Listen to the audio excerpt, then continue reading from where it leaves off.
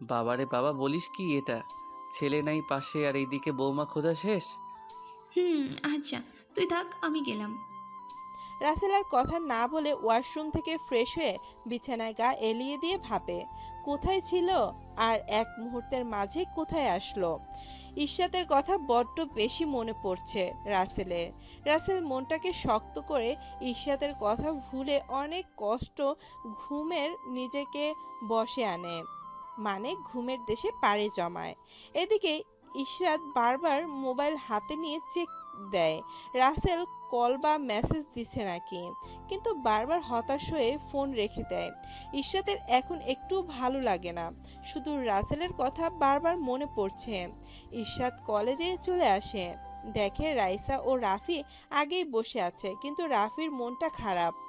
রাইসা, কেমন আছিস তোরা? কেন, রাফি ভাইয়ের আবার কি হলো শুনি? ওর মনটা খারাপ, রাসেল ভাইয়ের সাথে কোনো যোগাযোগ করতে পারেনি। রাইসার কথা শুনে ইশরাত অনেকটাই অবাক হয়ে যায়। মানে রাসেল আবার কোথায় যাবে? কলেজে আসেনি এখনো? না, ওর ফোনটাও কাল থেকে বন্ধ। কোনো খবর পাচ্ছি না। তোমার কারণে আমার বন্ধুর কিছু হলে আমি তোমাকে ছেড়ে কথা বলবো না বলে দিলাম। ঈশাদ কি বলবে ভেবে পায় না, ওর চোখেও আজ পানি। যেই মেয়েটার চোখে কাল অবধি পানি ছিল না, আজ এতিমটার জন্য তার চোখে পানি। আমি বুঝতে পারিনি এমনটা হয়ে যাবে। ও তো এমনটা আগে কখনো করেনি। আমি তো কত কিছুই বলেছি। তুই কি মনে করিস না যে কালকে যেটা করেছিস সেটা একটু বেশিই ছিল? কালকে অবহেলার পরিমাণটা একটু বেশিই ছিল। আচ্ছা রাফি, রাসেল ভাই যেখানেই থাকতো, তুমি কি সেটা চেনো? চিনি তো, ওই বস্তিতে থাকে। তাহলে চলো আমরা বরং গিয়ে দেখে আসি ভাই অসুস্থ হয়ে বাসায় বসে আছে নাকি অভিমান করে ফোন বন্ধ রেখে। হ্যাঁ চলো তাহলে। আমিও যাব তোমার সাথে, প্লিজ মানা করো না। আচ্ছা চলো। তারপর ওরা তিনজন রাসেল যেখানে থাকতো সেখানে চলে আসে। রুমে ঢুকতেই দেখতে পায় ঘরে চৌকি পর্যন্ত নেই, শুধু মাটিতে একটা পাটি বেছানো, আর পাশেই ভাঙা একটা টেবিলে গুছিয়ে রাখা কয়েকটা বই। এক কোণায় একটা মোবাইল সিম আর সাদা কাগজ পড়ে থাকতে দেখে রাফি হাতে নেয়। কি এটা? ওকে এই সিম ওকে এই সিম আর মোবাইলটা আমি কিনে দিয়েছিলাম কথা বলার জন্য। কাগজটা খুলে দেখ, কাগজটা খুলে দেখেন কি লেখা আছে। হ্যাঁ, সেটাই দেখি আমার বন্ধু কি লিখেছে। রাফি কাগজটা হাতে নিয়ে পড়তে শুরু করে। দোস্ত, প্রথমেই ক্ষমা চেয়ে নিচ্ছি। যাবার আগে তোর সাথে দেখা পর্যন্ত করতে পারলাম না, কেননা এই নিষ্ঠুর শহরটা আমার জন্য নয় রে।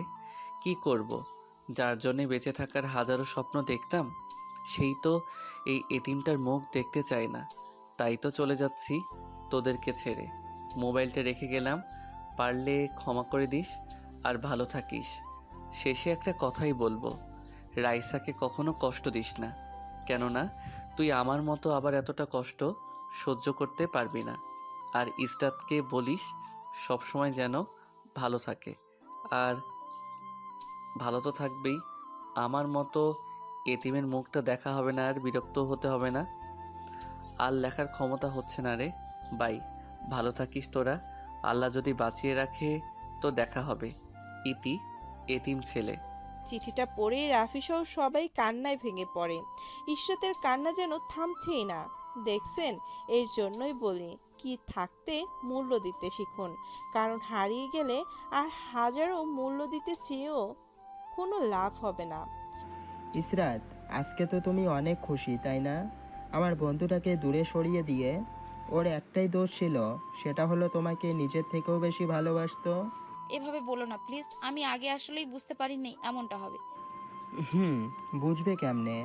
আমার বন্ধু যে একটা এতিম ছিল, আর সবাইকেই না কেন অল্পতেই বিশ্বাস করে নিত, যেটা ওর জীবনের কাল হয়ে দাঁড়িয়েছে। তবে এখন তুমি মুক্ত। রাসেল নামের কেউ ভালোবাসে বলে বিরক্ত করবে না, মোবাইলে কল দিয়ে বলবে না তোমার কথা না শুনলে ওর ঘুম আসে না। যেই মানুষটা আমার ভালোবাসাকে কাজে এনে যে মানুষটা আমার ভালোবাসাকে কাছে এনে দেওয়ার জন্য কত অত্যাচার সহ্য করেছে, অথচ একটিবারের জন্য মুখ ফুটে তার প্রতিবাদ করেনি। আর তুমি সেই মানুষটার পবিত্র ভালোবাসা নিয়ে মিথ্যে নাটক করেছ। ঠিকই বুঝবে তুমি, সেদিন কিছুই করার থাকবে না।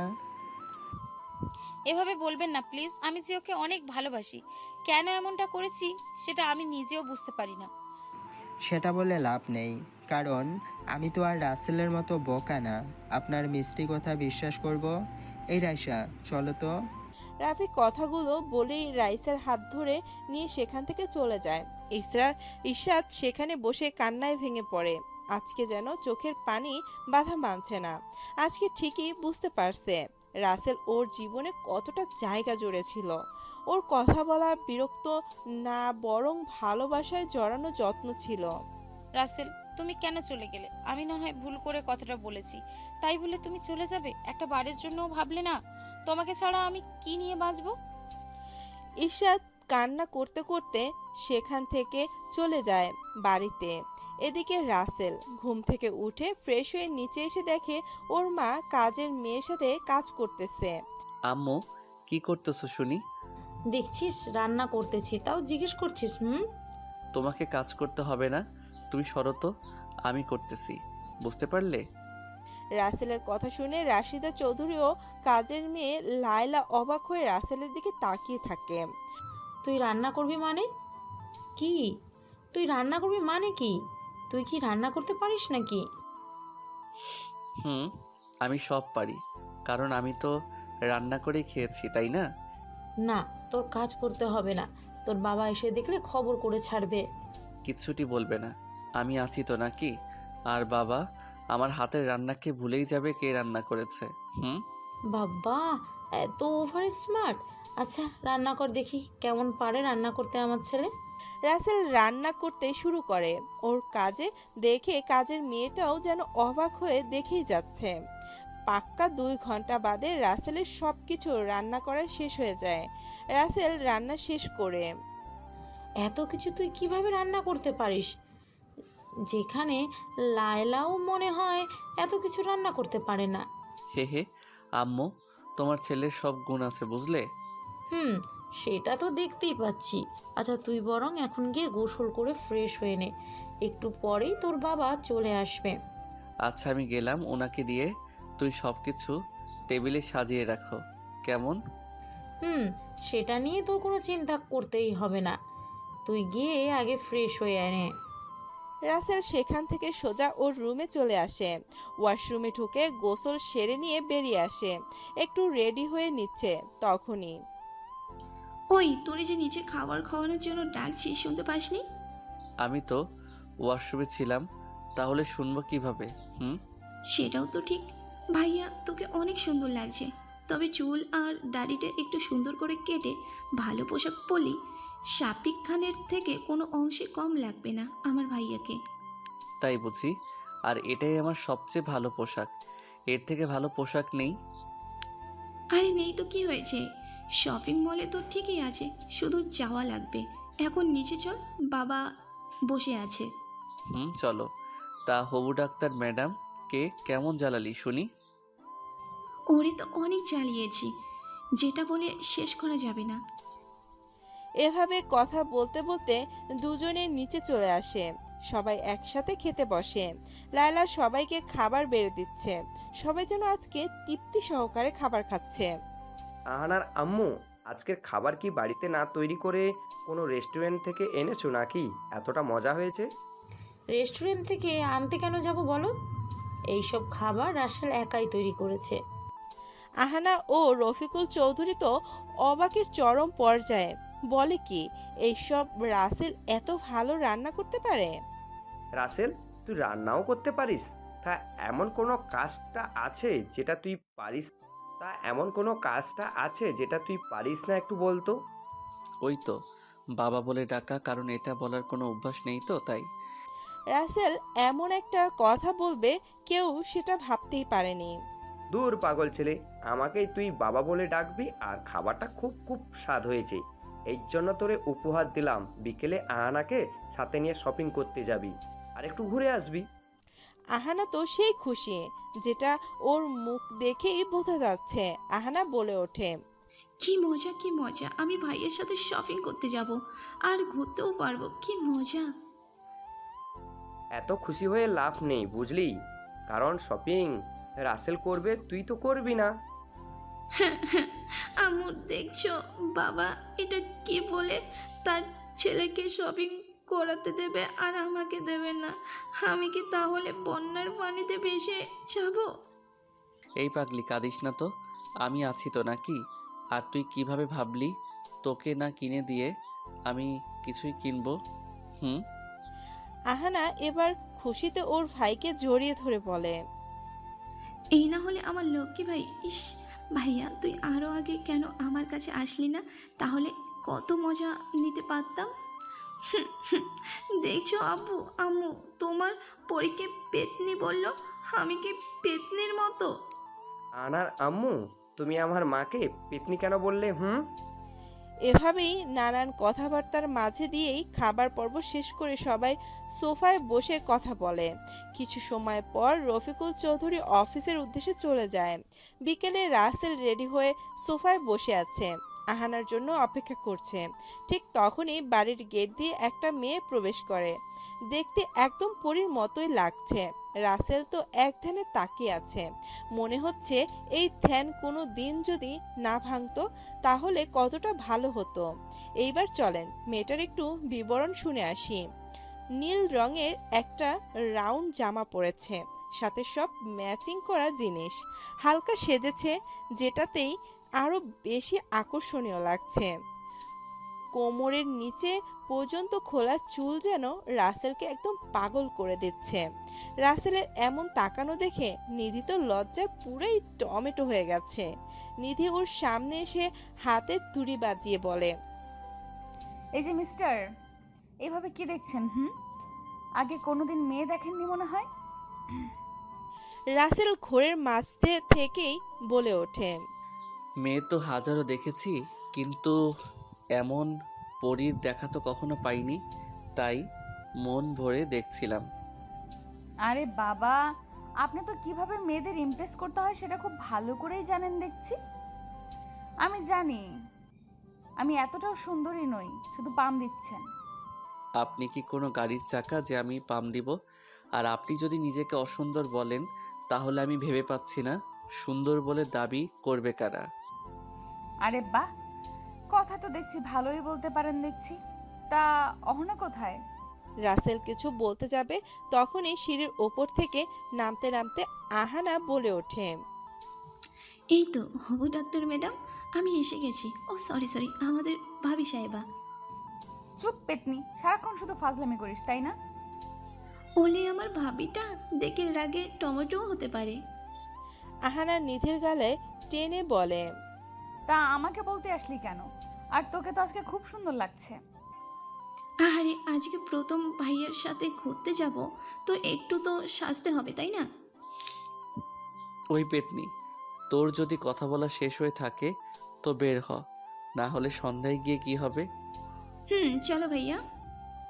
এইদিকে নিধি বারবার রাসেলের দিকেই তাকিয়ে আছে, শুধু দেখেই যাচ্ছে আর মনে মনে ভাবছে, কোনোদিন কারোর উপরে আমি ক্রাশ খাইনি, এই প্রথম ওর উপরে আমি ক্রাশ খাইলাম। ইস, ভাবতেই কেমন ভাল লাগে। তারপর রাশিদা চৌধুরীকে বলে ওরা গাড়ি নিয়ে বেরিয়ে পড়ে। রাসেল ড্রাইভ করতেছে আর পেছনে বসে নিধি আর আহানা নন স্টপ ভাঙার রেডিওর মতো বেজেই যাচ্ছে। এই হচ্ছে মেয়ে মানুষ, দুজন একসঙ্গে হয়েছে তো হলো, কোকিলের মতো কথা বলেই যাবে। রাসেলের তো মাথা ধরে গেছে ওদের কথা শুনে। অনেকটা সময় পর ওরা একটা শপিং মলে চলে আসে। তারপর গাড়ি পার্কিং করে তিনজনে শপিং মলের ভিতরে প্রবেশ করে। আহানা শুধু দেখেই যাচ্ছে। হঠাৎ নিধির চোখে আটকে যায় একটা পাঞ্জাবির উপরে, যেটা আহানা লক্ষ্য করে। কিরে ভাবে, তুই এইভাবে এই পাঞ্জাবিটার দিকে তাকিয়ে আছিস কেন? ওই পাঞ্জাবিটা না আমার খুব পছন্দ হয়েছে। তুই যদি তোর ভাইয়ের জন্য কিনতি তবে তোর ভাইকে সেই মানাতো। টপ সুন্দরীর ভাবির পছন্দ কি আর খারাপ হতে পারে নাকি? আর এটা আমারও খুব পছন্দ হয়েছে। আহানা পাঞ্জাবিটা কিনে নেয়। এদিকে ওরা শপিং করতেছে আর রাসেল ঘুরে ঘুরে এটা সেটা দেখতেছে। একটা জামা রাসেলের খুব পছন্দ হয়, কিন্তু কিভাবে আহানাকে কিনে দেবে? ওর কাছে তো কোনো টাকা পয়সা নেই। তাই জামাটা মন খারাপ করে দেখছে, যেটা আহানা এসে দেখতে পায় আর জামাটা কিনে নেয়। এবার আহানা লক্ষ্য করে রাসেলের মুখে স্পষ্ট খুশির রেখা ফুটে উঠেছে। এইভাবে ওরা তিনজন অনেক কিছু শপিং করে, একটা রেস্টুরেন্ট থেকে খেয়ে ঘুরতে বের হয়, একটা নদীর ধারে আসে যেখানকার পরিবেশটা খুবই সুন্দর। নিমিষেই মন ভালো হয়ে যায়। অহনা, জানিস এই জায়গাটায় আসলে আমার অনেক ভালো লাগে। মনে হয় নিজেকে একদম হালকা মনে হয়। হুম, এই জায়গাটা আসলেই খুব সুন্দর। কল কল নদীতে বয়ে চলা ঢেউ আর শব্দে মুখরিত পরিবেশ। এইদিকে নিধি কথা বলছে আর একটু একটু সামনের দিকে হেঁটে চলেছে। রাসেল খেয়াল করে এক সময় নিধি একটা জায়গায় দাঁড়িয়ে আছে যেখানের মাটি এই ভেঙে যাবে। রাসেল নিধিকে টান দিয়ে সরিয়ে নিতেই ওই মাটি ভেঙে নদীতে পড়ে যায়। এদিকে রাসেল আচমকায় টান দেওয়ায় ফলে নিধি ওর উপরে গিয়ে পড়ে। সবুজ ঘাসের উপরে দুইজন একে অপরের দিকে অপলকহীন দৃষ্টিতে তাকিয়ে আছে। দুজনেরই চোখ যেন হাজারো কথা বলতে বলতে চায়। এর মাঝে আহানা বলে ওঠে, ভাবি তোর শুভ দৃষ্টি শেষ হলে উঠে পড়। চারপাশের মানুষ বিনা টিকিটে সিনেমা দেখছে, বুঝলি?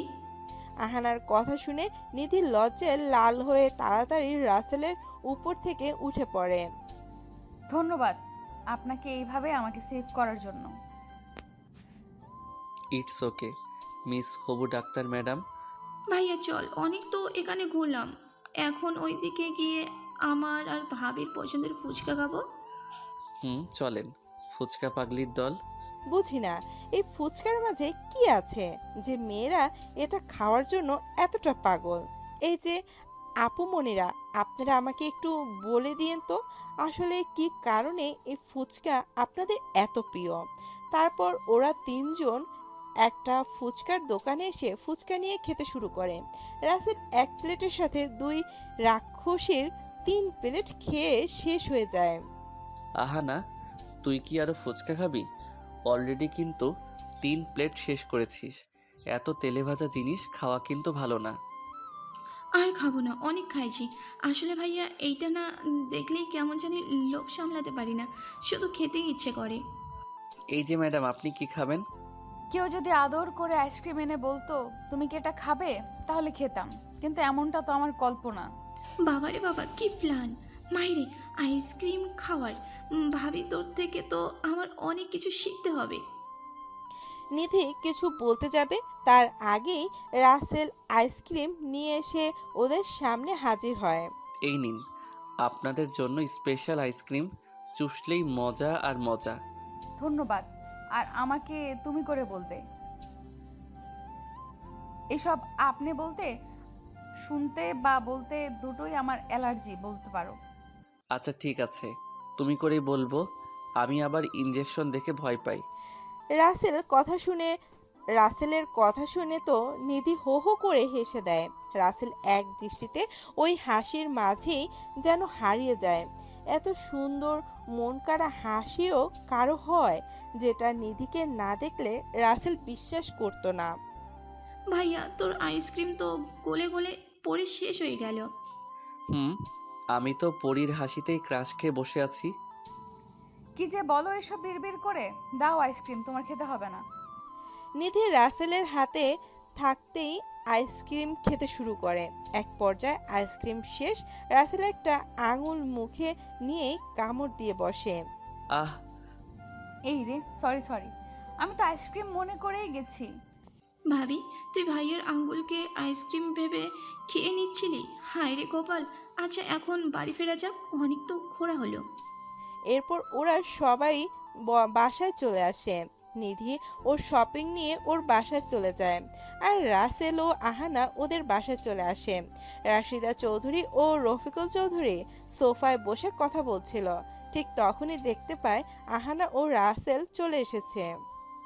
কিরে, তোদের শপিং করা আর ঘোরা এখন শেষ হলো? কি করব, তোমার ফাজিল বৌমা তো ঘুরতে ঘুরতে সময় শেষ করে ফেলেছে, আসতেই চাইছিল না। এই দেখ, আমার বৌমার নামে কোনো দোষ দিবি না। বাব্বা, বৌমার জন্য এত দরদ, ভাবতেই তো অবাক লাগে। রাসেল মনে মনে বলল, তা মা, কি কি শপিং করলি ভাইয়ার সাথে গিয়ে শুনি? অনেক কিছু কিনেছি, আর ভাইয়ের জন্য অনেক কিছু কিনেছি, এই দেখো। বাহ, সবগুলোই তো খুব সুন্দর। তাই এই পাঞ্জাবিটা তো বেশি সুন্দর হয়ে কার পছন্দ এটা? এটা তোমার বৌমা পছন্দ করেছে। তোমার সুন্দরী বৌমার পছন্দ কি আর খারাপ হতে পারে বলো? মোটেও না, নিধির পছন্দ অনেক ভালো, আর এই জামাটাও অনেক সুন্দর। এটা ভাইয়া আমার জন্য পছন্দ করেছে, তবে ভাইয়ার পছন্দ কিন্তু খারাপ না। হয়েছে, এখন রুমে গিয়ে ফ্রেশ হয়ে নে কেমন? অনেক তো ঘোরাঘুরি করেছিস, একটু রেস্ট করে নে এখন। ঠিক আছে আম্মু, আর এই প্যাকেট 2টা তোমাদের জন্য। আহানা সহ সবাই অবাক, এই প্যাকেটে আবার কি আছে। আর আহানা তো অবাক যে রাসেল এই সব কখন কিনেছে। কি আছে এর ভিতর শুনি? খুলেই দেখো না, তাহলে তো বুঝতেই পারবে। রাসেলের কথা শুনে আহানা প্যাকেট খুলে দেখে একটা পাঞ্জাবি, তাও আবার রাসেলটার মতো, আর একটা শাড়ি যেটা রাশিদা চৌধুরী মনে হচ্ছে। বাহ, তোর তো পছন্দ আছে বলতেই হবে। রাসেল কিছু বলতে যাবে তার আগেই রফিকুল চৌধুরী বলে ওঠে, রাসেলের বাবা আসলে অনেকে লাকি ছিল যে ওর মতো সন্তান তাদের ঘরে আল্লাহ দিয়েছেন। এদিকে আহানা ওর বাবা মায়ের কথা শুনে, আম্মু, আব্বু, তোমরা পচা ভাইয়াকে ভালো বলে আর আমাকে খারাপ বলতেছো। এই থাম, আর ন্যাকা কান্না করতে হবে না। আম্মু, তুমি ওকে বকা দিও না তো, দেখছো ও এমনিতেই পেতনির মতো হয়ে গেছে। রাসেলের কথা শুনে তো ওর বাবা মা হাসতে থাকে, আর আহানা তো রাগে ফোঁস করতে করতে রাসেলকে মারার জন্য তাড়া করে, কিন্তু রাসেলকে পায় কে, এক দৌড়ে চলে আসে রুমে আর এসেই দরজা লাগিয়ে দেয়। কি হলো, ভয় পেয়ে দরজা বন্ধ করলি কেন? খোল দেখি তোর কত সাহস। আমার সাহস দিয়ে কি করব? তোর সাহস থাকলেই হবে। দুজন এইভাবে ঝগড়া করতে থাকে, আর এইদিকে রাশিদা চৌধুরী ও রফিকুল চৌধুরী কথা বলতে থাকে। দেখছো আহানার বাবা, রাসেল আমাদের ছেলে না হওয়া সত্ত্বেও কেমন একদিনেই আমাদের আপন করে নিয়েছে। মনে হচ্ছে যেন রাসেল আমার গর্বের সন্তান। রাসেল অনেক ভালো একটা ছেলে, হয়তো আমাদের ছেলে থাকলে ওর মতোই হতো। দেখবে, আল্লাহ একদিন আমার ছেলেকে আমার কোলে ঠিকই ফিরিয়ে দিবে। এই আশাতেই তো আজও দিন গুনেই যায়। আল্লাহ যদি আমাদের মুখের দিকে একটু ফিরে তাকায়। এইভাবে দুজন অনেক কথা বলে, এইভাবে হাসি ঠাট্টার মাঝ দিয়ে কেটে যায় অনেক দিন। একদিন সবাই খেতে বসেছে। রাসেল, আজকে তোকে আমার সাথে যেতে হবে। আমি আবেদন করে দিয়েছি, তোর আজকে পরীক্ষা। ও, তাহলে তো ভালোই হলো। তোর কিছুই করতে হবে না, শুধু গিয়ে হাজিরিটা দিবি, ব্যাস। তারপরে যা করা লাগে আমি করব। না বাবা, আমি আমার নিজের যোগ্যতা অনুযায়ী কর্ম করতে চাই, তোমার পাওয়ার অনুযায়ী নয়। সেটা ভালো কথা, কিন্তু তোর উপরে ছেড়ে দিয়ে যদি না টিকতে পারিস তখন কি হবে? আমার নিজের উপরে অনেক ভরসা আছে, আর আমি বিশ্বাস করি নিজের উপরে বিশ্বাস যত মজবুত হবে সে জীবনে ততটাই উন্নতি করতে পারবে। ওকে, ঠিক আছে, তোর ইচ্ছা। তবে পরে কি আমাকে দোষারোপ করতে পারবি না। ঠিক আছে বাবা, আমি নিজের চেষ্টায় সফলতা অর্জন করব, এই আমি বলে দিলাম। এইভাবে অনেক কথা বলে। রাসেল ও বাবা মায়ের পায়ে হাত দিয়ে সালাম করে চলে যায় এয়ারপোর্টে। রাসেলকে বড় বড় অফিসারের সাথে রফিকুল চৌধুরী পরিচয় করিয়ে দেয়। রাসেল সব পরীক্ষা শেষ করে সব কিছুতেই প্রথম হয়। বিকেলে বাসায় চলে আসে। কিরে, কেমন হলো তোর পরীক্ষা শুনি? আম্মু, অনেক ভালো হয়েছে। বাকিটা এখন আল্লাহর হাতে। তবে আমার আশা আছে এই চাকরিটা আমার হবেই। দোয়া করি বাবা, তোর মনের আশা যেন আল্লাহ পূরণ করে। এখন খেয়ে নে, সারাদিন তো মনে হয় কিছুই খাসনি। রাসেল ওর মায়ের সাথে খেয়ে দিয়ে রুমে এসে সেই একটা ঘুম দেয়। সন্ধ্যায় ঘুম ভাঙে আহানার ডাক শুনে। এই ভাইয়া উঠে পর, সন্ধ্যা হয়ে এলো। ওই ভাইয়া ওর তাড়াতাড়ি। হুম, উঠছি, তুই যা। আচ্ছা আমি গেলাম, তুই উঠে আসিস কিন্তু, না হলে আবার না জানি কি করে বসে সেইটা জানি না। রাসেল উঠে ওয়াশরুমে চলে যায় আর আহানা চলে যায় ছাদে। রাসেল একটু পরে ছাদে চলে আসে। করে পেতনি ছাদে কি করিস একা একা? দেখ ভাইয়া, ভালো কিন্তু হবে না, আমাকে তোর কোনো দিক দিয়ে পেতনি মনে হয়। আরে পাগলি, আমি তো তোর সাথে মজা করে বলি, তোকে রাগান্বিত করার জন্য। আমি তো বুঝি, তাই তো এতটাও রাগ করি না যাতে তোর মন খারাপ হয়। আচ্ছা, কি করিস একা একা? এই সময়ে না ছাদে বসে থাকতে খুবই ভালো লাগে। হালকা বাতাস, আবছা আলো, সব মিলিয়ে অসাধারণ। হুম, তুই ঠিক কথা বলেছিস, এমন সময়টা আমারও খুব ভালো লাগে। আচ্ছা ভাইয়া, তুই কি কাউকে ভালোবেসেছিলিস? আহানার কথা শুনে রাসেল থতমত খেয়ে যায়। কি বলবে ভেবে পায় না। বলবো পরে একদিন, আজকে প্লিজ জোর করিস না, আমি বলতে পারবো না। আচ্ছা ঠিক আছে, তোর যখন ইচ্ছে হয় আমাকে বলিস, নো সমস্যা, কেমন? এইভাবে দুই ভাই বোন অনেক সময় কথা বলে ছাদ থেকে চলে আসে। নিচে খাবারের জন্য সবাই অপেক্ষা করতেছে। খাওয়া দাওয়া করে সবাই যার যার রুমে চলে যায়। রাসেল এসে ইশরাতের কথা ভাবতে থাকে। ইসরাত কেন করলে এমন? এমন তো হবার কোনো কথা ছিল না। আমি তো তোমাকে অনেক বেশি ভালোবেসেছিলাম। কি দোষ ছিল? আমি এতিম, এটাই। রাসেল ভাবছে আর চোখের জল ফেলছে। চোখের জল মুছতে মুছতে কখন যে ঘুমিয়ে গেছে সেই দিকে রাসেলের কোনো খেয়ালই নেই। সকালে ঘুম থেকে উঠে মসজিদ থেকে নামাজ পড়ে আসে। এইভাবে চলে যায় অনেকগুলো দিন। রাসেল বিমান বাহিনীর অফিসার পদে চাকরি পেয়েছে। কিছুদিন পরে ওকে ট্রেনিংয়ের জন্য যেতে হবে। আর রাসেল আহানার কলেজে ভর্তি হয়েছে। আম্মু, আমাকে নাকি লন্ডন যেতে হবে ট্রেনিংয়ের জন্য। যেতে হবে, তুই কোনো চিন্তা করিস না, মাত্র তো 6 মাস, তারপরেই আবার চলে আসবি। কিন্তু আমি তোমাদেরকে ছাড়া কিভাবে থাকবো বলো? এই কয়েকদিনে তোমাদের যে অনেক বেশি আপন করে নিয়েছি।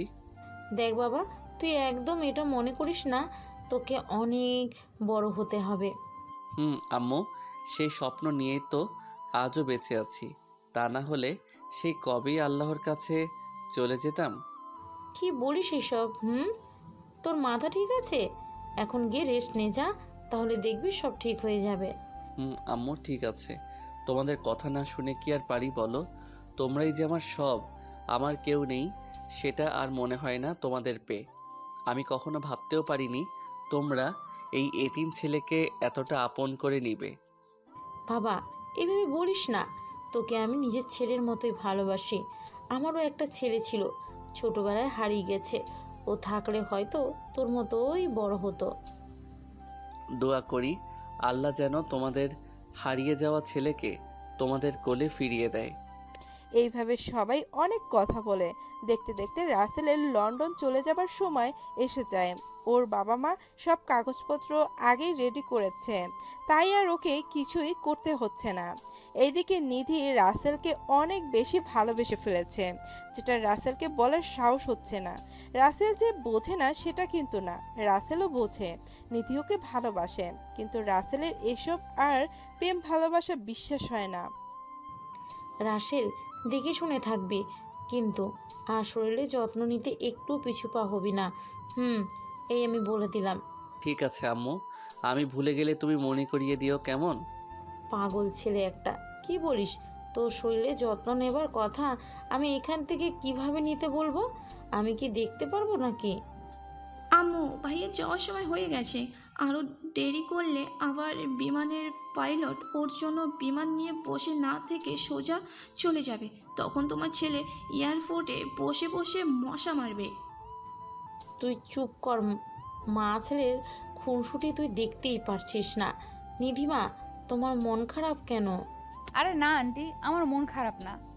আর আমার মন তো সব সময় এমনই থাকে, তাই না? নিধি হাসালি, এইটা মায়ের মন, ছেলে মেয়ের মুখ দেখলেই বুঝতে পারি মনের মাঝে কি চলছে। না আন্টি, এসবের কিছুই না, তুমি শুধু শুধু বলছো। আচ্ছা ঠিক আছে। রাসেল তো বুঝেছে নিধির মনটা কেন খারাপ, কেননা নিধি মুখে বলতে না পারলেও অনেকভাবে বুঝিয়েছে ও রাসেলকে কতটা ভালোবাসে। এইদিকে নিধি মনে মনে ভাবে, জীবনে প্রথম কারো প্রতি এতটা আকৃষ্ট হলাম, আর তাকে ভালোবাসি বলার আগেই চলে যাচ্ছে। আল্লাহ কেন আমার সাথে এমনটা করে? রাসেল, একটু আমার কথা শুনবে? নিধির কথা শুনে সবাই অনেকটাই অবাক হয়ে যায়, আবার কিছু বলেও না, কারণ সবাই বুঝতে পেরেছে নিধি রাসেলকে অনেক বেশি ভালোবাসে। রাসেল ওর মায়ের মুখের দিকে তাকিয়ে থাকে, আর ওর মা বলে, দেখ বাবা, মেয়েটা কি বলে, চলেই যাচ্ছিল, একটু শুনেই যার কথাটা। ঠিক আছে আম্মু, ওই চলো দেখি কি বলবে শুনি। চলো। নিধি আর রাসেল ওর রুমে চলে আসে। এইদিকে আহানা ও ওর মা মিটমিট করে হাসতেছে। পাগলি মেয়ে একটা, আমার ছেলেকে এতটা ভালোবাসে তবু সেটা বলতে পারছে না। আম্মু, ভাবি ভাইয়াকে অনেক বেশি ভালোবাসে, তাই তো সব সময় ভাবি আমার থেকে ভাইয়ের খবর নেয়। ভাইয়া এটা করেছে নাকি ওটা করেছে নাকি। আহানা আর নিধি, নিধি ও রাসেলকে মানাবে অনেক ভালো, মনে হয় দুজন একে অন্যের জন্যই তৈরি। মা মেয়ে এভাবেই কথা বলতে থাকুক, আমরা বরং চলে যাই নিধি ও রাসেলের কাছে। কি বলেন আপনারা? নিধি রুমে গিয়েই রাসেলকে দৌড়ে গিয়ে জড়িয়ে ধরে কান্না করে দেয়। রাসেল তো মনে হচ্ছে আসমান থেকে পড়লো। এই এই কি করছো এইসব? আমি যে একটা পরপুরুষ, সেটার কথা কি তোমার মনে নেই? না, নেই। আমি তোমাকে নিজের জীবনের থেকেও বেশি ভালোবাসি, সেটা কেন বোঝো না বলো? দেখো নিধি, তুমি অনেক লক্ষ্মী একটা মেয়ে, তোমার মনটাও অনেক ভালো। আমি কেন যে কেউ প্রথম দেখাই প্রেমে পড়বে? তাহলে তুমি আজও দূরে দূরে কেন আছো, আমাকে আপন করে না নিয়ে? আমাকে মাফ করে দাও, আমি তোমাকে ভালোবাসতে পারবো না। কেন ভালোবাসতে পারবে না? আমি কি দেখতে খারাপ নাকি তোমার সাথে মানাবে না, কোনটা? তুমি সব দিক দিয়েই পারফেক্ট। কি আমি তোমাকে ভালোবাসতে পারবো না? কারণ আমি ভালোবাসার বিশ্বাস করি না।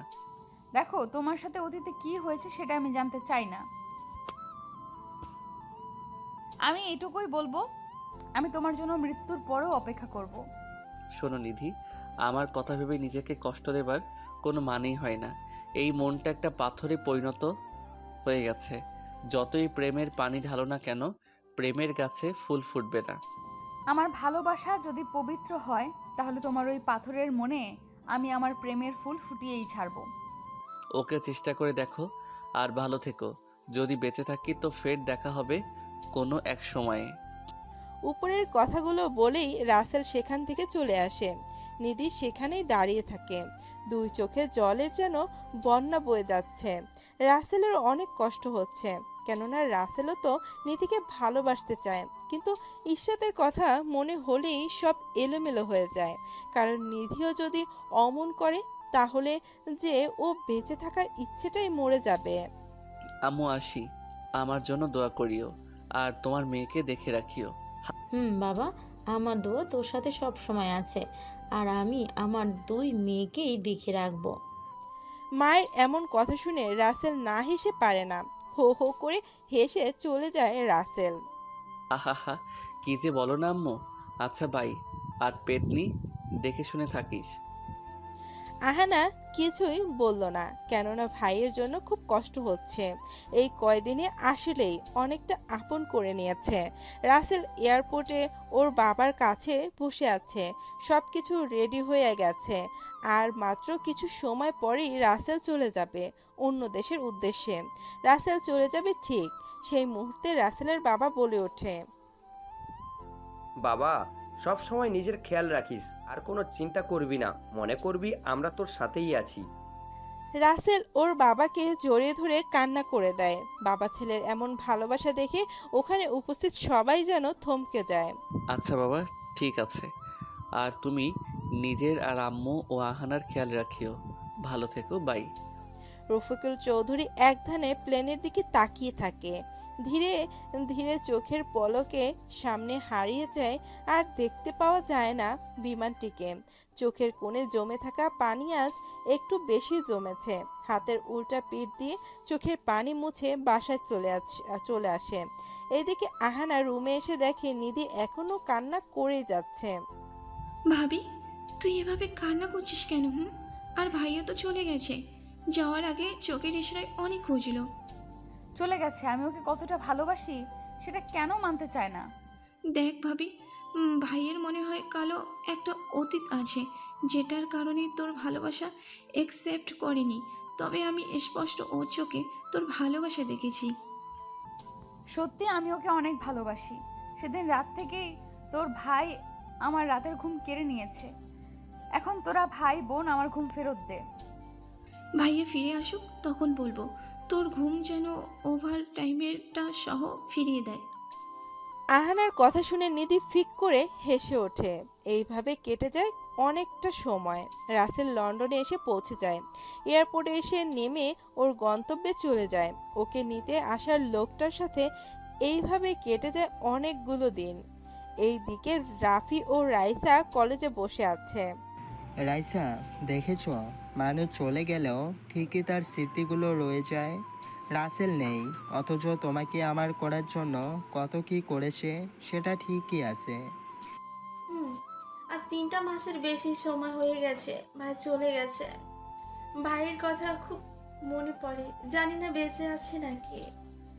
রাইসা বাকিটা বলার আগেই রাফি মুখ আটকে দেয়। রাইসা আর কিছুই বলতে পারে না। এমনটা বলবে না, আমার বন্ধুর কিছুই হবে না, দেখবে একদিন ঠিক আমাদের মাঝে ফিরে আসবে। হুম ইশরাত এখন আর স্বাভাবিক নেই। সবসময় নিজেকে চার দেয়ালের মাঝে বন্দি রাখে, ঠিকমতো খাবারও খায় না। হুম একটা নিরপরাধ ছেলের পবিত্র ভালোবাসা নিয়ে সিনিমিনি খেলছে। ওর সাথে এমনটা হবে না তো কার সাথে হবে বলো? ওর বোঝা উচিত ছিল রাসেলের মতো ছেলেকে নিজের জীবনে পেয়ে ও হারিয়ে ফেলে মানে কত কিছু। এখন ঠিক বুঝতেছে, কিন্তু আফসোস, কিছু করার নেই। এইভাবে কথা বলতেই থাকে দুজন। এইদিকে রাসেল জানালার গ্রিল ধরে এক মনে বাইরের দিকে তাকিয়ে আছে। নিধির কথা আজ বড্ড বেশি মনে পড়তেছে। এখন আর ইশরাতের কথা মনে পড়ে না, কেননা নিধির ভালোবাসার নিচে ইশরাতের মোহ চাপা পড়ে গেছে। রাসেল এইসব ভাবছে, ঠিক তখনই পেছন থেকে আকাশ বলে ওঠে, স্যার, আপনার নাস্তা করার সময় হয়ে গেছে, চলেন, সবাই আপনার জন্য অপেক্ষা করছে। ও আকাশ সাহেব, আচ্ছা চলেন। স্যার, আপনার মনটা কি কোনো কারণে খারাপ আজকে? না তেমন কিছু না, ওই একটু আর কি। বাড়ির লোকের কথা ভীষণ মনে পড়ছে তো তাই আর কি। রাসেল আকাশের সাথে নিচে চলে আসে খাবার খাওয়ার জন্য। কি ভাবছেন, আকাশটা আবার কে? আসলে আকাশ হলো বিমান বাহিনীর একজন ছোট কর্মকর্তা, যে রাসেলের দেখাশোনা করে। সবাই নাস্তা করে নেয়। এইভাবে কেটে যায় আরও কয়েকটা দিন। রাসেল শুয়ে আছে, তখনই বাড়িতে ফোন দেয় আহানা ফোনে। আসসালামু আলাইকুম ভাইয়া, তুই কেমন আছিস? ওয়ালাইকুম আসসালাম, আমি অনেক ভালো আছি। বাড়ির সবাই কেমন আছে? সবাই ভালো আছে, তবে একজন একটু অসুস্থ আছে। অসুস্থতার কথা শুনে রাসেল অনেকটা ঘাবড়ে যায়। কে আবার অসুস্থ হলো এটা ভেবে। কিরে, এই তো বললি সবাই ভালো আছে, তাহলে অসুস্থ হলো কে শুনি? ভাবির অনেক জ্বর, তোর কথা চিন্তা করে ঠিকমতো খাওয়া দাওয়াও করে না। কি বলিস আমার কথা? ওকে কে চিন্তা করতে বলেছে? ভাইয়া তোকে অনেক বেশি ভালোবাসে, বুঝিস না কেন? আমার মনে কোনো ভালোবাসা নেই রে। আচ্ছা, ওর খেয়াল রাখিস, বাই, পরে কথা হবে। রাসেল ফোন কেটে দিয়ে চোখের কোণে জমে থাকা পানি মুছে নেয়, কেননা নিধির কথা ওকে অনেক ভাবাচ্ছে, যেটা মুখে প্রকাশ করতে পারছে না। একেবারে পাগলি একটা। ওর কেন আমার কথা ভেবে নিজেকে কষ্ট দিতে হবে? আমি তো ওরই আছি, সেটা কি বোঝে না? এই রে, আমি পাঠকদের সামনে এটা কি বললাম? রাসেল এভাবে কথা বলছে আর একাই হাসতেছে। এমন সময় আকাশ চলে আসে সেখানে। স্যার চলেন, কোথাও ঘুরে আসি। আর তো থাকবেই মাত্র 2 মাস, তারপর তো চলেই যাব। চলেন, একটু ঘুরে আসলে মনটাও হালকা হয়ে যাবে, আর এই শহরটার সাথেও একটু পরিচিত হয়ে নেওয়া যাবে। স্যার, আপনি খুব মজার কথা বলেন, কিন্তু আপনার সাথে যে জানি কথা বলে না, খুব ভালো লাগে। হাহাহা, কি যে বলেন না, আমি ভালো গুছিয়ে কথা বলতে পারি না দেখে কোনো মেয়ে কথা পর্যন্ত বলতে চায় না। আর আপনি বলছেন আমার কথা আপনার ভালো লাগে?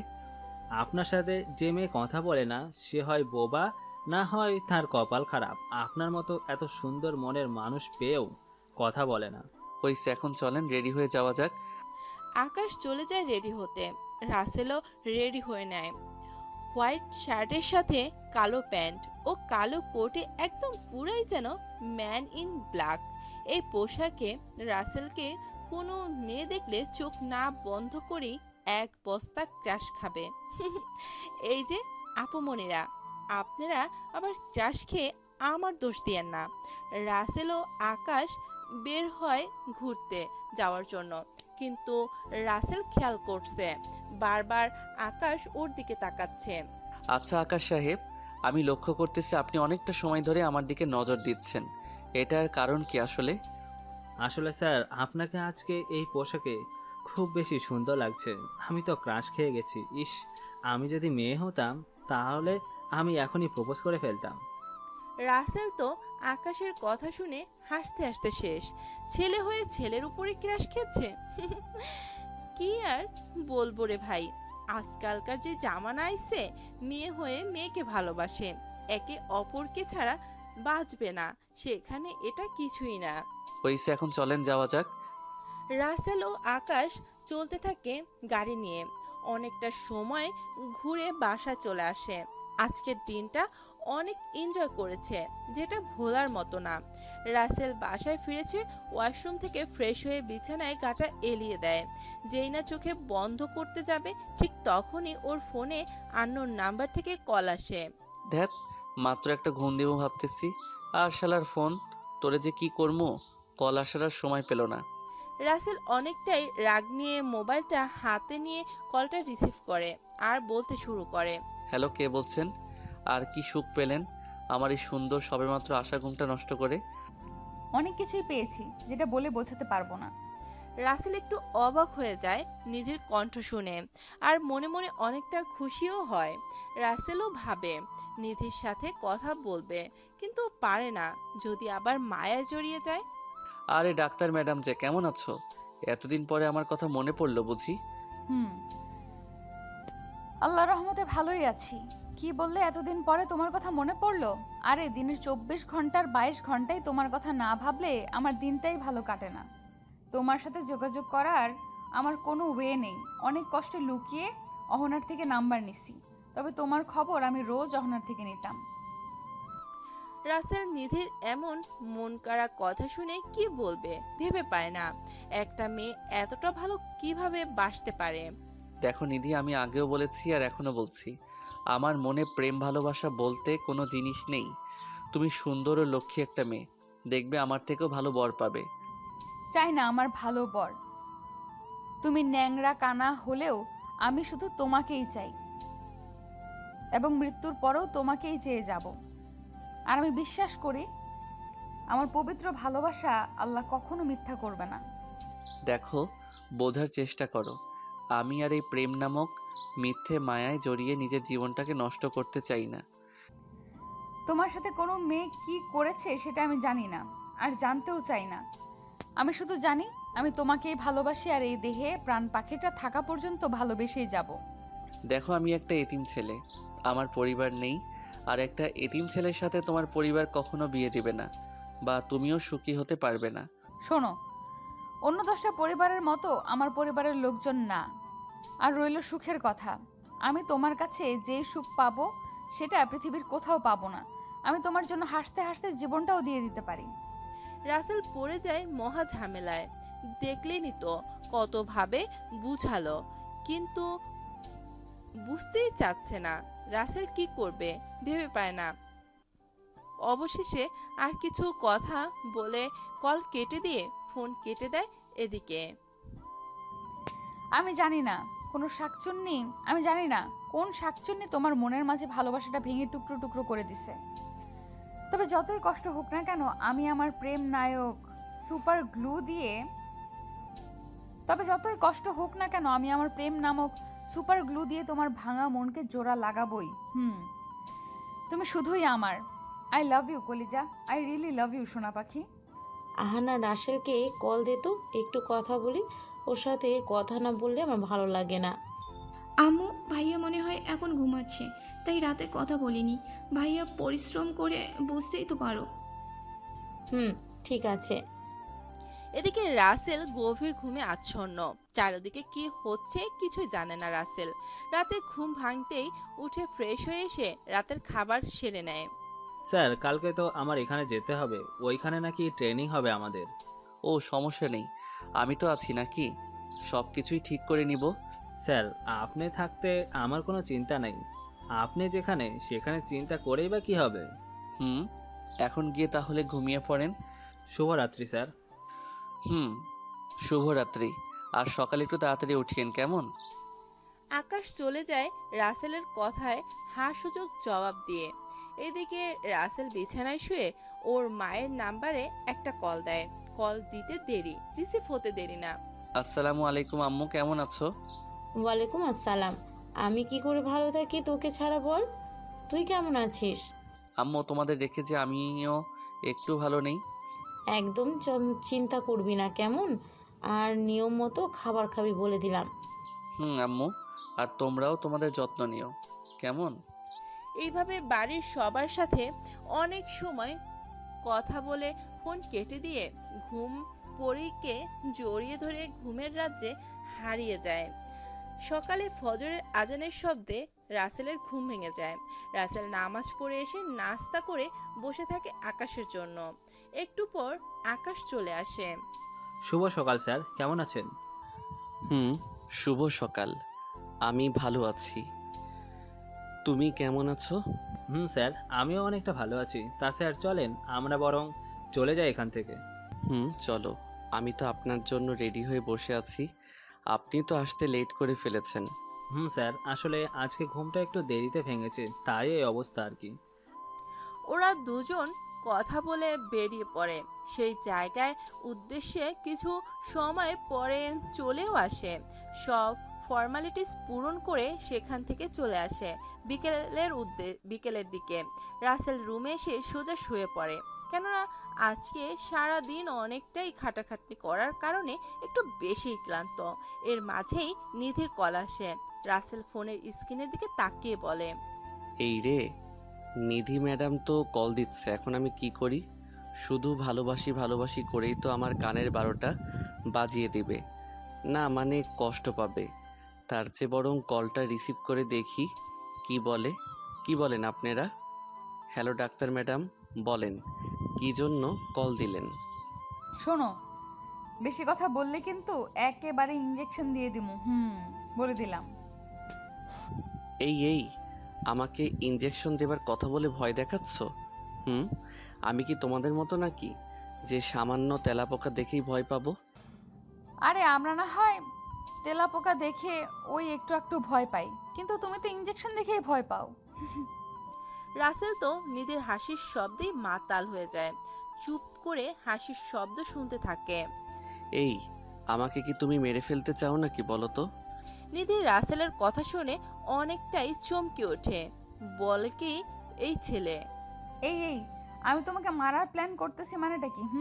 ঠিকই তো বলছি, এত মিষ্টি হাসি দিলে এমনিতেই তো আমার হার্ট বন্ধ হয়ে যাবে। জানো, তোমার হাসি শুনে আমি 1 বস্তা ক্রাশ খাইছি। কি বলো পাগল একটা, আমার বুঝি লজ্জা পায় না? ওলে বাবালে, কন্যা আবার দেখি সেই লেভেলের লজ্জাও পায়। থাক, আর লজ্জা পেতে হবে না। আচ্ছা তুমি আসবে কবে? তোমাকে না দেখে আমার এই মনটা যে ব্যাকুল হয়ে আছে, সব সময় শুধু তোমার ভাবনায় মগ্ন থাকে। তোমার মনকে ফ্রিজে তুলে রাখো, তাহলে বরফ জমে ঠান্ডা হয়ে থাকবে, আর কিছুই ভাববে না। আরে কি বলো, তোমার মনটা যে আমার কাছে সারাক্ষণ আগলে রাখি, আর যদি ফ্রিজে রাখি তাহলে তো ঠান্ডা লাগবে, তাই না? কই, আমার মনটা তো আমার কাছেই আছে, তাহলে তোমার কাছে কি করে গেল শুনি? তুমি বুঝবে না। আর কবে আসবে বলো না গো, আমি যে আর তোমাকে না দেখে থাকতে পারছি না। 2 মাস পরে আবার 2 মাস পরে আসবো আমি। এখনো ট্রেনিং শেষ হয়নি তো। আর শোনো, আমি কিছুদিন কথা বলতে পারবো না দেখে ভেবো না তোমাকে ভুলে গেছি। আসলে আমার ফাইনাল এক্সাম তো তাই। ও আচ্ছা, ভালো করে পড়ে মন দিয়ে পরীক্ষা দিও কেমন?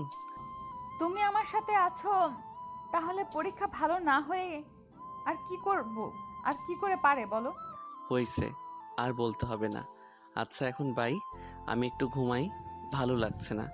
এইভাবে দিন পেরিয়ে যেতে থাকে, আর একটা মাস শেষ হলেই রাসেল চলে আসবে। রাসেলের কাছে যেন একটা মাস একটা বছরের মতন মনে হচ্ছে। রাসেল আহানাকে কল দেয়। কি রে পেতনি, কি খবর, কেমন আছিস? ভাইয়া ভালো হচ্ছে না, কিন্তু তুই দূরে গিয়েও আমাকে পেতনি বলিস। তোকে যদি এখন সামনে পাইতাম তাহলে তোর খবর করে ফেলতাম। হুম, তোকে রাগাতে যে আমার অনেক বেশি ভালো লাগে, তাই খুঁটিয়ে খুঁটিয়ে তোর সাথে ঝগড়া করি। ভাইয়া আমি বুঝি। ভাইয়া তোকে ছাড়া ভালো লাগে না, চলে আয় তাড়াতাড়ি। আসবো তো। আমি সামনের মাসে বাড়িতে, তখন আমার ট্রেনিং শেষ হয়ে যাবে। এখানে যে আমারও থাকতে ভালো লাগে না। আচ্ছা ভাইয়া তুই থাক, আমি কি একটু আম্মুর সাথে কাজে সাহায্য করি। বাব্বা, তুই আবার কাজের মানুষ কবে থেকে হলি শুনি? এ তো দেখছি ভূতের মুখে রাম নাম বলার তুই। ভাইয়া তুইও না কিছু বলিস না, বুঝতে পারি না আমি কি কাজ করি না বল? এই যে আমি তোর সাথে ঝগড়া করি, এটা কি কাজ না বল? হয়েছে, আর ন্যাকা কান্না কানতে হবে না। তুই বরং গিয়ে আম্মুর সাথে কাজ কর। রাসেল বলেই ফোনটা কেটে দেয়। এইদিকে আহানা গিয়ে ওর আম্মুর সাথে একটু কাজে সাহায্য করে। রাতের খাবার খেয়ে শুয়ে পড়ে। এইদিকে নিধির চোখে ঘুম নেই। চোখটা বন্ধ করলেই রাসেলের মুখটা ভেসে ওঠে। কি জ্বালা রে ভাই, এই ছেলে দেখি সব সময় আমার সাথেই থাকে, ঘুমাতেও দেয় না, আর খুব ভালো বলে ভালোবাসে না। ঠিকই আমাকে ভালোবাসে কিন্তু বলে না। কোন ফাজিল মাইয়া যে আমার কলিজার মনটা নষ্ট করেছে বুঝি না। যদি ওরে পাইতাম একেবারে মাথার সবগুলো চুল ছিঁড়ে নিতাম। না, এটা তো ঠিক না, কারণ ও এমনটা না করলে আমি তো আমার কলিজার দেখাই পেতাম না। এইসব ভাবতে ভাবতেই কখন যে ঘুমিয়ে যায় বুঝতেই পারে না। সকালে রাসেল ঘুম থেকে উঠে ফ্রেশ হয়ে জানালার ধারে বসে চায়ের কাপে চুমুক দিচ্ছে আর বাইরের প্রকৃতি উপভোগ করতেছে। কেননা এখনো সূর্য মামা তার বাড়ি থেকে বাইরে বের হয়নি, যার কারণে একটু একটু কুয়াশার চাদর ঢেকে আছে সব কিছু। রাসেল এক মনে তাকিয়ে আছে বাইরের রাস্তার পাশে দাঁড়িয়ে থাকা একটা স্ট্যাচুর দিকে।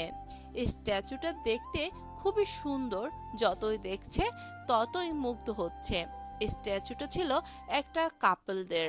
রাসেল হঠাৎ অতীতের কথা মনে পড়ে। চলেন আমরাও একটু রাসেলের সাথে অতীতের সাগরে ডুব দিয়ে মুক্ত খুঁজতে যাই। রাসেল দেখেছো ওই স্ট্যাচুটা কত সুন্দর? মেয়েটা ছাড়তে চাইলেও কখনো ছেলেটাকে ছাড়তে পারবে না। কত নিখুঁতভাবে তৈরি করেছে কারিগর, তাই না? আসলে খুব সুন্দর দেখতে। ইস, আমরাও যদি সারা জীবন ওদের মতো থাকতে পারতাম, তাহলে কষ্ট আমাদের কখনো স্পর্শ করতেই পারতো না। দূর পাগল, আমি তোমাকে কখনো ছেড়ে যাব নাকি যে তুমি এটা বলছো?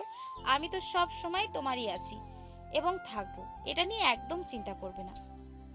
চিন্তা তো আমি একদম করি না, তবে মাঝে মাঝে ভয় হয় তোমাকে হারানোর। আমি আবার হারিয়ে কোথায় যাব বলো? তোমাকে ছাড়াও যে আমি অসহায়। তোমাকে একটা মুহূর্তের জন্য চোখের আড়াল করলেই মনে হয় এই দেহে প্রাণ পাখিটা নাই। রাসেল ইশরাতকে জড়িয়ে ধরে ওর থুতনি ধরে কপালে একটা কিস দিতে গিয়েও ও পারে না। কেননা আকাশের কথায় রাসেলের ধ্যান ভাঙে আর বাস্তবে ফেরে। স্যার আমি সেই কখন থেকে ডেকে যাচ্ছি, কিন্তু আপনি তো শুনছেনই না। কোথায় হারিয়ে গেলেন শুনি? আরে এমন কিছু না, আসলে আমি একটা জিনিস নিয়ে খুব ভাবছিলাম গভীর মনোযোগ দিয়ে, তাই হয়তো আপনার কথা আমার কান পর্যন্ত পৌঁছাতে পারিনি। আচ্ছা, এটা হয়তো ঠিক। এখন এইসব ভাবনা বাদ দিয়ে চলেন ফ্রেশ হয়ে কাজে লেগে যাই। এসব আর মাত্র কয়টা মাস, তারপর দেশে চলে যেতে পারবো। ভাবতে কেমন খুশি খুশি লাগছে। অনেক খুশি লাগে। তা মিস্টার আকাশ সাহেব, বাড়িতে কি বউ রেখে আইছেন নাকি? কি যে বলেন না স্যার, আমি এখনো বিয়ে করিনি, তাহলে বউ আসবে কোথা থেকে? তবে ইচ্ছা আছে বাবা মায়ের পছন্দ মতো সুন্দর একটা মেয়েকে মনের রানী বানাবো। সেটাই ভালো হবে। মা বাবার ইচ্ছার গুরুত্ব কয়জনই বা দিতে পারে বলেন? এই পৃথিবীতে তো তারাই সবচেয়ে বেশি সুখী যাদের বাবা মা ও একা পরিবার আছে। রাসেলের কথা শুনে আকাশ কেন যেন একটু থমকে যায়, কেননা সে কোনো এমন কথা বলতাছে। স্যার তাহলে আমার স্যার তাহলে আপনার মা বাবা কি এই পৃথিবীর বুকে বেঁচে নেই? রাসেল একটা দীর্ঘশ্বাস ফেলে আকাশের দিকে তাকিয়ে বলতে থাকে, জানি না আমার বাবা মা এই পৃথিবীর বুকে আজও আছে কিনা, কেননা আমি জন্মের পর তাদের দেখেছি কিনা সেটা মনে পড়ে না, কারণ আমি একটা এতিম ছেলে। তবে এই অভাবটা আমার নতুন পরিবারের সবাই একটু একটু করে পূরণ করেছে, দিয়েছে অসীম ভালোবাসা। স্যার স্যার আপনাকে দেখে কখনো বুঝতে পারিনি আপনার মনের কোণে এতটা কষ্ট লুকিয়ে আছে। বুকে এত কষ্ট চাপা নিয়ে কিভাবে লোক সমাজের সামনে হাসি খুশি থাকেন, বুঝতে থাকা আমার এই অবুঝ মন। হা হা হা, কি যে বলেন না, আসলে সব কিছুই শিখতে হয় বেঁচে থাকতে হলে। স্যার যদি কিছু মনে না করেন তো একটা কথা জিজ্ঞাসা করি? আপনি এত সময় ধরে কথা বলেই আসতেছেন, আর এখন বলছেন একটা কথা জিজ্ঞেস করতে চান? তাহলে কি এত সময় গান শোনালেন নাকি? স্যার কি যে বলেন না, আসলে এই কথাটা একটু ব্যক্তিগত কথা, তাই আর কি। আচ্ছা বলেন শুনি, কারণ আপনি কথাটা না বলতে পারলে সারাক্ষণ বলেই যাবেন একটা কথা একটা কথা, তার চেয়ে বরং এখনই শুনে নেই। আপনি কখনো কোনো মেয়েকে কি ভালোবেসেছিলেন? রাসেল আকাশের মুখের দিকে তাকিয়ে থাকে, চোখের কোণে নোনা পানি চিকচিক করতে শুরু করে, বুকের মাঝে কষ্টের মাচাটা নাড়া দিয়ে ওঠে। বেসেছিলাম একটা বেঈমানকে, নিজের জীবনের থেকেও বেশি। মনে করেন ও আমার বেঁচে থাকার একমাত্র উৎস ছিল। তাহলে সে আপনার সাথে বেইমানি কেন করলো? আপনি তো অনেক সুন্দর। আর আমি বলি ওই মেয়ের কপাল খারাপ যে আপনার মতো মানুষকে পেয়েও অবহেলায় হারিয়েছে। আমি এতিম, পরিচয় বলার মতো কিছুই নেই, টাকা পয়সার নামটাও তো নেই, তাই সে আমাকে রেখে চলে গেছে অন্য কোনো গন্তব্যে, যেখানে তার মনের মতো সব কিছুই আছে। স্যার ওই মেয়ের যদি আমি কখনো সামনে পেতাম, ঠাস করে গালে একটা থাপ্পড় দিয়ে শুনিয়ে দিতাম টাকা পয়সা কি বেঁচে থাকার জন্য সব? টাকা পয়সাই তো সব, না হলে কি আর সে আমাকে ছেড়ে যেত? একটা সময় কতই না ভালোবাসতাম, একটা মুহূর্তের জন্যেও চোখের আড়াল হতে দিত না। কিন্তু এখন মানুষ দুটো একই আছি, শুধু সময়টা পাল্টে গেছে। আচ্ছা স্যার, অনেক শুনেছি, এখন এইসব বাদ দিয়ে চলেন কাজে যাওয়া যাক। আর তো কয়টা দিন মাত্র। চলেন, একটু দেরি হয়ে গেল মনে হয়। রাসেল চোখের কোণে জমে থাকা নোনা পানি ডান হাতের উল্টো পিঠ দিয়ে মুছে নিয়ে রেডি হতে চলে যায়। এদিকে আকাশও রেডি হয়ে নেয়। কিছু সময় পরেই দুজনই বেরিয়ে পড়ে, সারাদিন ট্রেনিং করে সন্ধ্যার আগে বাসায় চলে আসে। স্যার আজকের দিনটা খুব ভালো কেটেছে, কখনো মনেই হয়নি আমি ট্রেনিংয়ে আছি। তা মিস্টার আকাশ, কেন মনে হলো না শুনি? আর আপনার মনটা এত খুশি খুশি বা কেন মনে হচ্ছে? এতদিন আপনার মনের গহীনে লুকিয়ে থাকা কষ্টের কথাটা জানতে খুব ইচ্ছে করছিল, কিন্তু সেটা আজকে শুনতে পেরেছি, তাই মনটা খুব ফ্রেশ। ওরে বাবা রে, আমি তো এখন বুঝতে পারলাম। আচ্ছা যান, গিয়ে ফ্রেশ হয়ে নিন। ঠিক আছে স্যার, আমি গেলাম, আপনিও ফ্রেশ হয়ে নিন। রাসেল গিয়ে ফ্রেশ হয়ে হালকা একটু নাস্তা করে বিছানায় এসে গাটা এলিয়ে দিতেই যেন ঘুম পড়িয়ে এসে জড়িয়ে ধরে হারিয়ে যায় ঘুমের রাজ্যে। রাসেলের ঘুম ভাঙে রাতে। উঠে ফ্রেশ হয়ে রাতের খাবার খেয়ে ফোনটা হাতে নিয়ে রাফির কথা চিন্তা করতে থাকে। আজকে রাফির কথা ওর খুব মনে পড়তাছে। কোনো ওয়েও নেই যে ওর সাথে যোগাযোগ করবে, তাই মনের মাঝে এক বালতি কষ্ট নিয়ে আবারও ঘুমের দেশে পাড়ি জমায়। এইভাবে পার হয়ে যায় 27টা দিন। আর মাত্র কয়েকটা দিন তারপরেই চলে যাবে এই চিরচেনা নিজের জন্মভূমি বাংলাদেশে। ভাবতেই কেমন জানি খুশি খুশি লাগে। এমন সময় আকাশ চলে আসে আর বলে, স্যার আমরা তো চলেই যাব। এখন পরিবারের সবার জন্য এখান থেকে কিছু জিনিস নিয়ে গেলে সবাই অনেক খুশি হবে। কেমন? আমি তো এমনটা ভেবে দেখিনি। আপনি এসে সত্যি কথাটাই বলে মনে করাই দিচ্ছেন। স্যার আমি সবসময় ঠিক কথাই মনে করিয়ে দিয়ে স্যার আমি সবসময় ঠিক কথাই মনে করিয়া দিয়ে দেখলেন তো নাকি? দেখলাম। এটা একটা আপনার বিশেষ গুণ বলা যায়। তা কখন যেতে চাচ্ছেন শপিং করতে? আজকে তো কোনো কাজ নেই, তাই আজকে গেলেই কিন্তু ভালো হতো। পরে আবার কি হবে কে জানে। সেটাও তো কথা। আচ্ছা তাহলে আমরা বরং বিকেলের দিকে যাবনি। আচ্ছা ঠিক আছে, আপনি যেটা বলেন সেটা উল্টানোর সাহস কি আর আমার আছে বলেন? কেমন? আরে কি যে বলেন না। আচ্ছা এখন গিয়ে নাস্তা করেন, আমি করে নিয়েছি। আচ্ছা স্যার আমি তাহলে যাই। আকাশ কথাটা বলেই স্থান ত্যাগ করে তার থাকার জায়গায় চলে যায়। এদিকে বাসে বসে ভাবে কার জন্য কি নেবে কি নেবে ভাবতেই থাকে, কিন্তু তার মাথায় আসে না আসলে কি নিলে সবাই খুশি হবে। এইভাবে সময় গড়িয়ে বিকেল হয়ে আসে। আকাশ রেডি হয়ে রাসেলের কাছে আসে। স্যার আমি তো রেডি হয়ে এসে পড়লাম, কিন্তু আপনি তো এখনো রেডি হননি। আরে আর বলিও না, আমি দুপুরে ঘুমিয়েছিলাম তাই উঠতে একটু লেট হয়ে গেছে। তুমি সোফায় গিয়ে বসে একটু অপেক্ষা করো, আমি এই রেডি হয়ে এলাম। আচ্ছা স্যার, ভাবির মতো আবার মেকআপ করে সময় নষ্ট করিয়েন না। আকাশ কথাটা বলেই হাসতে হাসতে চলে যায় সোফায়। রাসেলও হাসি পায় আকাশের কথা শুনে। রাসেল রেডি হয়ে আকাশের কাছে আসে। এই যে মিস্টার আকাশ সাহেব, চলে যাওয়া যাক। আপনি তো গভীর মনোযোগ দিয়ে ভাবির কথা ভাবতেছেন মনে হয়। ভাবি না হলে ভাবির কথা ভাববো আর কেমনে? রাসেল আর আকাশ কথা বলতে বলতে চলে আসে শপিং মলে। শপিং মলের ভিতরে গিয়ে এটা ওটা দেখতে থাকে। রাসেল কি নেবে ভেবে উঠতে পারে না। এদিকে আকাশের কেনাকাটা কিন্তু শেষ। আচ্ছা আপনি কখন কিনবেন? সে কখন থেকে শুধু দেখেই যাচ্ছেন, কিছু তো কিনছেন না।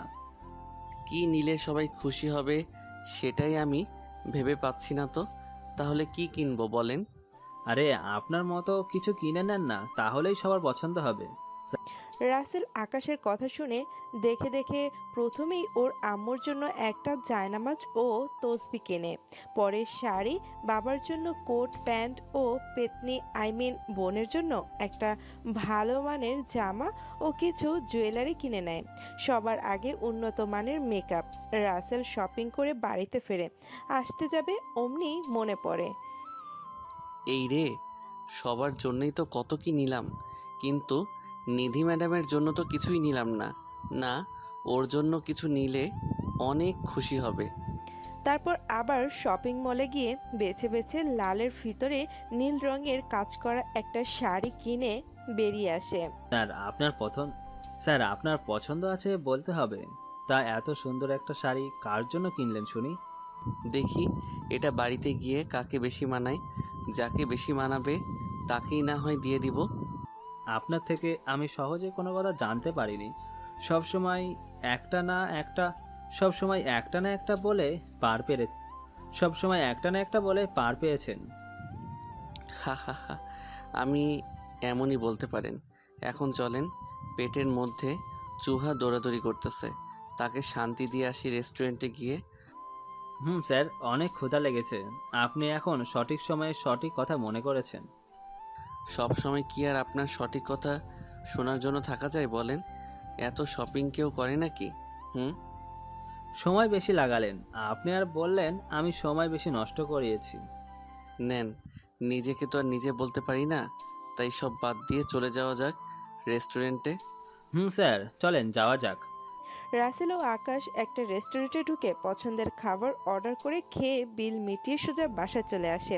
সারাদিন অনেকটাই ক্লান্ত থাকার কারণে বিছানায় গা এলিয়ে দিতেই ঘুমের রাজ্যে হারিয়ে যায়।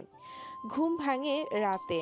বিছানা থেকে উঠে ফ্রেশ হয়ে রাতের খাবার খেয়ে নিয়ে রুমে এসে বাড়িতে কল দেয়। সঙ্গে সঙ্গে আহানা কল রিসিভ করে। হ্যালো ভাইয়া, কেমন আছিস? আলহামদুলিল্লাহ, আমি অনেকটাই ভালো আছি। তা তোরা সবাই কেমন আছিস? আমরাও অনেক ভালো আছি, কিন্তু তোকে অনেক মিস করছি রে ভাইয়া। সারাক্ষণ একা একা লাগে, মন চায় তোর কাছে ছুটে আসি। ছুটে আর আসতে হবে না, আমি নিজের কয়েকদিন পরে তোর কাছে চলে আসতেছি, বুঝতে পারলি? তোর এত সুন্দর গুছিয়ে বাংলা কথা যদি না বুঝতে পারি, তাহলে কি আর হিন্দি বুঝতে পারবো বল? সেটাও ঠিক।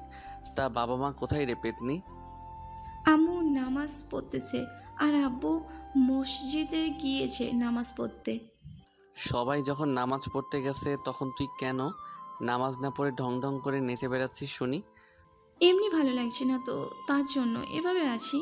শোন, নামাজের কাছে কিন্তু কোনো অজুহাত চলে না, সো বি কেয়ারফুল।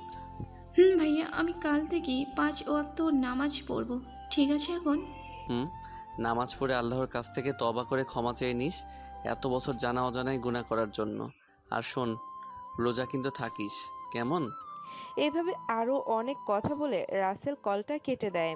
এদিকে রাফি রাসেলের ছবিটা হাতে নিয়ে বারবার দেখছে আর কান্না করতেছে। রাফিও যে একটু ভালো লাগছে না রাসেলের চাঁদ মুখটা না দেখতে পেয়ে। রাসেল, তুই কোথায় চলে গেলি আমাকে এভাবে একা ফেলে? তোকে যে বড্ড দেখতে ইচ্ছে করে, তোর কথা সারাক্ষণ মনে পড়ে। কোনো জায়গা বাকি রাখিনি তোকে খোঁজার, কিন্তু দিন শেষে ফিরেছি খালি হাতে। ফিরে আয় না দোস্ত আমার কাছে। তোর কি আমার কথা মনে পড়ে না বল? যেখানে থাকিস ভালো থাকিস। এদিকে রাসেল ঘুমিয়ে যায়। সকালে ঘুম থেকে উঠে ফ্রেশ হয়ে নামাজ পড়ে এসে নাস্তা করে নেয়। সকালের সুন্দর মিষ্টি রৌদ্রের মিষ্টি আলোটা উপভোগ করতেছে জানালার পাশে বসে। তখনই নিধির কল আসে রাসেলের ফোনে। রাসেল নিধির কল দেখে তাড়াতাড়ি রিসিভ করে, কেননা নিধি আজকে কয়েকদিন পর ফোন করেছে। আসসালামু আলাইকুম, কেমন আছো কলিজা? ওয়ালাইকুম আসসালাম।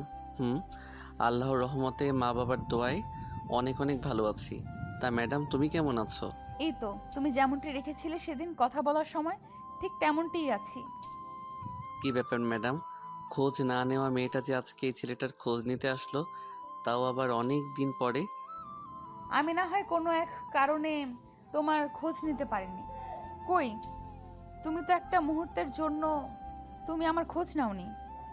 নিতে চেয়েছিলাম কিন্তু পারিনি নিতে, তোমার জন্য। হ্যাঁ, শুধু তোমার জন্য। এই আমি আবার কি করলাম যে তুমি আমার জন্যই আমার খোঁজ নিতে পারোনি শুনি? কারণ তুমি আমাকে এতদিন 3G স্পিডে মনে করেছো, তাই তোমার মনের চাওয়া আমার কাছে পৌঁছে নাই। কিন্তু আজকে 5G স্পিডে চেয়েছো দেখে আমার কাছে পৌঁছে গেছে, বুঝলে? রাসেলের কথা শুনে নিধি তো হাসতে হাসতে শেষ। কি বলে রাসেল এসব? হাই হাই, এত সুন্দর হাসিটার কারণে যে আমার বুকের বাম পাশটাই চিনচিন করে ওঠে, সেটা কি বোঝো না? কিভাবে বললে? আমি তো তোমার কথা শুনে গুলিয়ে গেছিলাম, না জানি কি বলবে। আমি হলাম তোমার মনের ডাক্তার, সুতরাং এতটুকু বোঝার ক্ষমতা আল্লাহ আমাকে দিয়েছে, বুঝলে জানেমান? বুঝলাম। তাই তো ধীরে ধীরে আমাকে তোমার প্রেমে ঘায়েল করতেছো। আমি তো চাই না এটা, কারণ কষ্ট রাখার ইঞ্চি পরিমাণ জায়গা আমার বুকে নেই। আমি আমার পবিত্র ভালোবাসা দিয়ে তোমার মনের কোণে জমে থাকা সব কষ্ট দূর করে দিব। তুমি শুধু একবার আমার হাতটি ধরে দেখো। হা হা হা, তোমার হাত কি আমার কাছে আসবে নাকি যে আমি ধরে দেখবো? বলো, কি যে বলো না, বুঝি না। হায় রে কপাল আমার, আমি সিরিয়াস কথা বলছি আর তুমি মজা নিচ্ছ। আমি তো সত্যি বললাম। তোমার হাত কি আর এখন লন্ডন আসবে নাকি যে আমি ধরবো? আরে গাধা, আমি কি সেটাই বলছি নাকি? তুমি আমাকে তোমায় ভালোবাসার একটা সুযোগ দিয়ে দেখো। আমার সবটুকু ভালোবাসা দিয়ে তোমাকে এই বুকের বাম পাশটায় আগলে রাখবো, কখনো হারাতে দেব না। নতুন নতুন প্রেমে পড়লে সবাই এরকম মিষ্টি কথা অনেক বলে, কিন্তু যখন বয়ফ্রেন্ড পুরাতন হয়ে যায় তখন প্রেমিকার কাছে সেই বয়ফ্রেন্ড হয়ে যায় নিম পাতার থেকেও বেশি তেতো। দেখো, আমি জীবনেও কাউকে ভালোবাসিনি, হয়তো আল্লাহ তোমাকে আমার ভাগ্যে লিখে রেখেছে বলেই তোমাকে দেখে এই দিলে ঘন্টি বেজেছে। এখন হয়তো তোমার দিলটা স্টিলের আবরণে মোড়ানো, তাই ঘন্টি বেজেছে, কিন্তু যখন স্টিলের আবরণের খোলস মুক্ত হয়ে কাঠ বেরিয়ে আসবে তখন আর ঘন্টি বাজবে না। তখন বলবে मैं तो मैं हूँ, तुम अपना है कौन?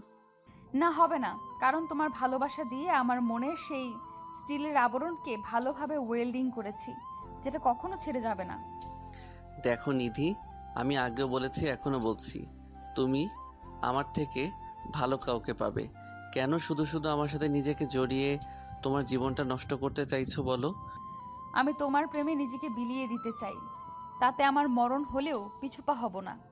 তুমি কি আমাকে ছাড়া থাকতে পারবে? তুমি কি আমাকে ছাড়া থাকতে পারবে? বলো না। তুমি আমার কে যে আমি তোমাকে ছাড়া থাকতে পারবো না শুনি?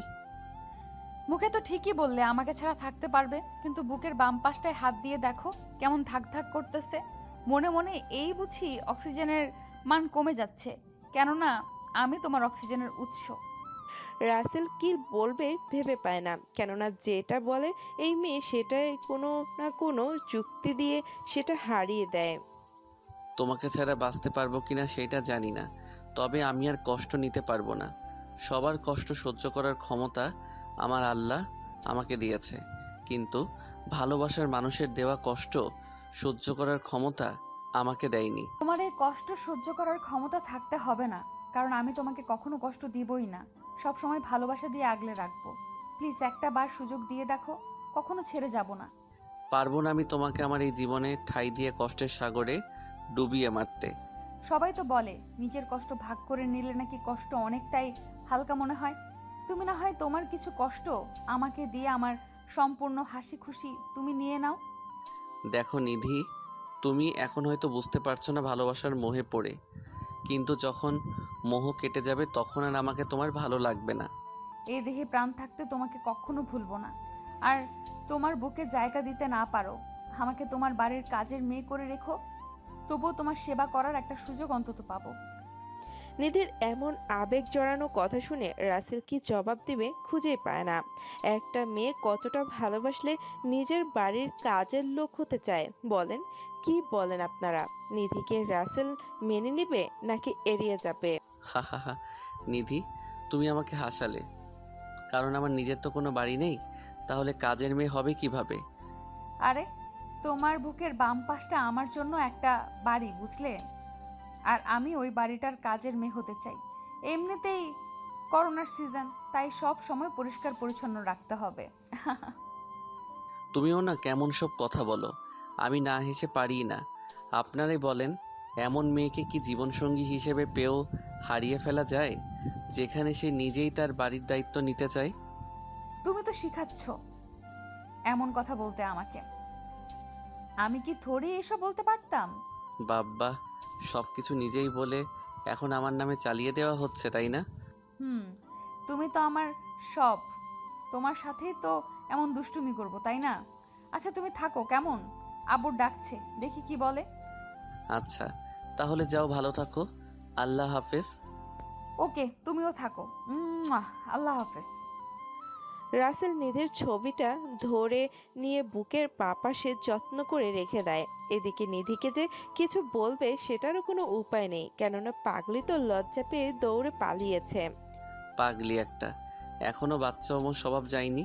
আমি কি আসলেই ভাগ্যবান যে নিধির মতো এত সুন্দর একটা মনের মানুষকে পেয়েছি, যার মনে নেই কোনো অহংকার, যার মনে নেই কোনো অহংকার, আছে শুধু অফুরন্ত ভালোবাসা।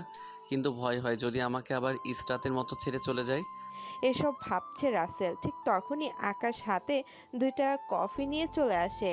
এই ছেলেটাও না কেমন ঠিক বুঝে যায় কখন রাসেল কি খেতে মন চায়। শুভ সকাল স্যার, এই নিন আপনার জন্য স্পেশাল কফি নিয়ে আসলাম। শুভ সকাল। ধন্যবাদ আপনাকে মিস্টার আকাশ সাহেব।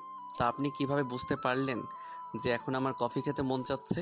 আমি এসে দেখি আপনি ফোনে কথা বলছেন আর উদাস হয়ে বাইরে তাকিয়ে কি একটা ভাবছেন, তাই এই কফিটা আপনার প্রয়োজন বুঝতে পারলাম আর টপ টপ করে নিচে চলে আসলাম। এখন খেয়ে নিন। আচ্ছা বসেন। দাঁড়িয়ে আছেন কেন? আমি আপনার স্যার বলে কি এখানেও আমার সামনে এভাবে দাঁড়িয়ে থাকবেন নাকি?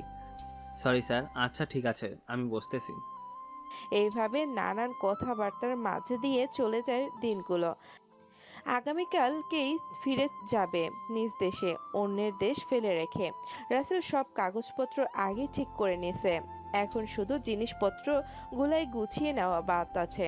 রাসেল সব জিনিসপত্রগুলো গুছিয়ে রাতের খাবার খেয়ে রুমে চলে আসে। সকাল 6টায় ফ্লাইট। রাসেলও বাবার কাছে ফোন করে। আসসালামু আলাইকুম বাবা, কেমন আছো? আমাকে তো ভুলেই গেছো। ওয়ালাইকুম আসসালাম। আমি ভালো আছি, তুই কেমন আছিস? তা বাবা, আমি তোকে ভুলে গেছি নাকি? তুই আমাকে ভুলে গেছিস কোনটা? আমি কি তোমাকে ভুলতে পারি বলো? শুধু একটু মনে কম রেখেছি, এটাই।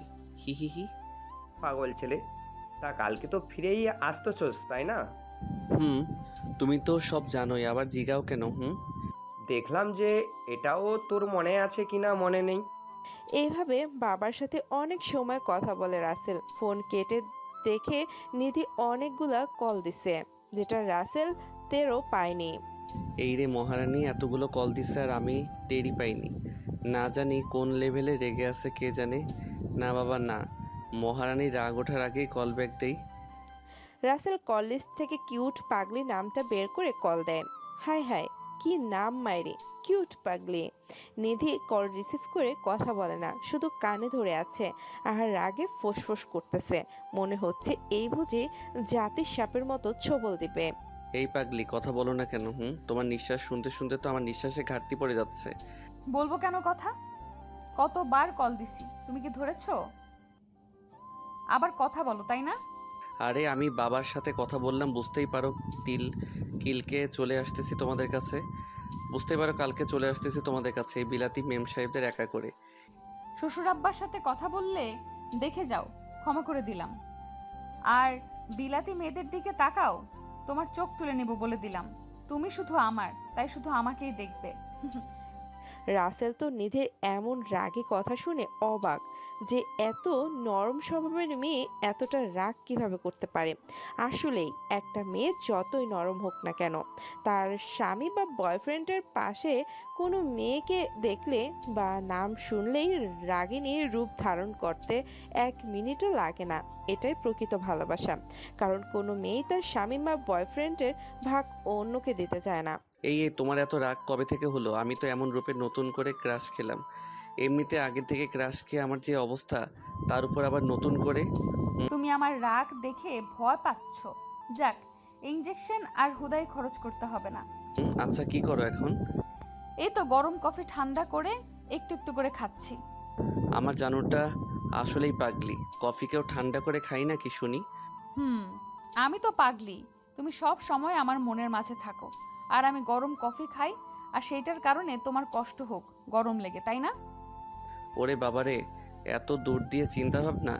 আমি তো এটা ভেবে দেখিনি যে 1 আর 1 শুধু 2 হয় না, বরং 11 হয়। তোমার জন্য আমি কত ভাবি, শুধু তুমি ভাবো না। 2 জন ভাবতে থাকলে কি হবে, একজন ভাবলেই হবে, বুঝেছো? আচ্ছা জানো, কালকে কখন আসবে? তোমাকে দেখার জন্য মনটা ব্যাকুল হয়ে আছে, কিছুতেই মানছে না, শুধু বলছে তোমাকে কখন দেখবে। আমার কালকে সকাল 6টায় ফ্লাইট, তাই তো এখন সব কিছু গুছিয়ে রাখলাম। আচ্ছা, আমি এখান থেকে তোমার জন্য কি নিয়ে আসলে তুমি খুশি হবে বলো তো? তুমি আমার কাছে সবচেয়ে দামি জিনিস, তাই আমি চাই আল্লাহর রহমতে তুমি আমার কাছেই ফিরে আসো, এতেই আমি অনেক খুশি। রাসেল নিধির কথা শুনে অনেকটাই খুশি হয়। রাসেল ভেবেছে অনেক কিছু হয়তো চাইবে, কিন্তু নিধি কিছুই চাইলো না, শুধু ওর সহি সালামতে ফিরে আসাটাই কামনা করলো, যেটার কারণে নিধির জন্য রাসেলের মনে আরো 1000 গুণ ভালোবাসা বেড়ে গেল। সত্যি আমি তোমাকে যতই দেখছি ততই যেন মুগ্ধ হচ্ছি। আরও কত রূপ তোমার মাঝে আছে শুনি। তোমার মনের মতো সব আছে, বুঝতে পারলে কলিজা? না, বুঝতে পারলে কি আর ছাড় আছে নাকি? তুমি তো বুঝিয়ে ছাড়বে, সে যেভাবেই হোক না কেন। আচ্ছা কলিজা, এখন তাহলে ফোন রাখি, তুমি ঘুমিয়ে যাও, সকাল সকাল উঠতে হবে। আমি তোমার মাথায় হাত বুলিয়ে দিচ্ছি। ঠিক আছে। শুভরাত্রি কলিজা। লাভ ইউ সোনা পাখি, আল্লাহ হাফেজ। লাভ ইউ টু কলিজা, আল্লাহ হাফেজ। Good night and sweet dream with me. Rasel কলটায় কেটে দিয়ে ঘুমের রাজ্যে পাড়ি জমায়। এদিকে নিধি বইটা হাতে নিয়ে পড়তে থাকে আর মুচকি মুচকি হাসতে থাকে, কেননা কালকে প্রিয় মুখটা আবার দেখতে পারবে। ভাবতেই নিধি যেন আনন্দে আত্মহারা। এদিকে রাসেলও আজকে দুই নয়নে ঘুম যেন কিছুতেই ধরা দিতে চাচ্ছে না। বিছানার এক পাশ থেকে ও পাশ করেই যাচ্ছে, কিন্তু ঘুম পড়ে আসছে না। অবশেষে এমন করতে করতে কখন যে ঘুমিয়ে যায় সেটা রাসেল নিজেও জানে না। তাহলে আপনারা কিভাবে জানবেন? সকালের সময়ের আগে রাসেল উঠে পড়ে। মনের মাঝে এক আলাদা ভালো লাগা কাজ করতেছে। এতদিন পরে বাড়ি যাবে বলে কথা। রাসেল সবকিছু রেডি করে নিয়ে বসে আছে। এমন সময় আকাশ আসে। আসসালামু আলাইকুম। গুড মর্নিং স্যার, কেমন আছেন? ওয়ালাইকুম আসসালাম। গুড মর্নিং মিস্টার আকাশ সাহেব। আমি ভালো আছি, তা আপনি কেমন আছেন? স্যার আমি ভালো আছি, তবে মনটা একটু খারাপ। রাসেল অনেকটা অবাক হয়, জিজ্ঞেস করে মন খারাপের কারণটা আসলে কি। ওই রাতে তো ভালো মানুষের মতোই দেখলাম, তাহলে এখন আবার মন খারাপ কেন শুনি? আপনাকে ছেড়ে চলে যেতে হবে তাই। আপনি থাকেন চট্টগ্রাম আর আমি থাকি ঢাকা। এখানে তো আপনার আন্ডারে আমাকে রাখা হয়েছিল। আরে এতে মন খারাপের কি আছে? দেখা তো হবেই, আর আপনার ডিউটি আমার সাথেই পড়বে। নো সমস্যা ইয়াং ম্যান। আপনি চাইলে যে কোনো কিছু সম্ভব, অসম্ভবের কিছুই নাই। তাই চলেন খেয়ে নেই, আর একটু পরে বের হতে হবে। চলেন আগে খেয়ে নিই, তাহলে পরে আবার দৌড়াদৌড়ি করার তালে পড়তে হবে নি, সেটা আবার একটু ভালো লাগবে না নে? স্যার, খাবার পরে যদি একটু রেস্ট করতে নাই পারি তাহলে যেন কেমন কেমন লাগে।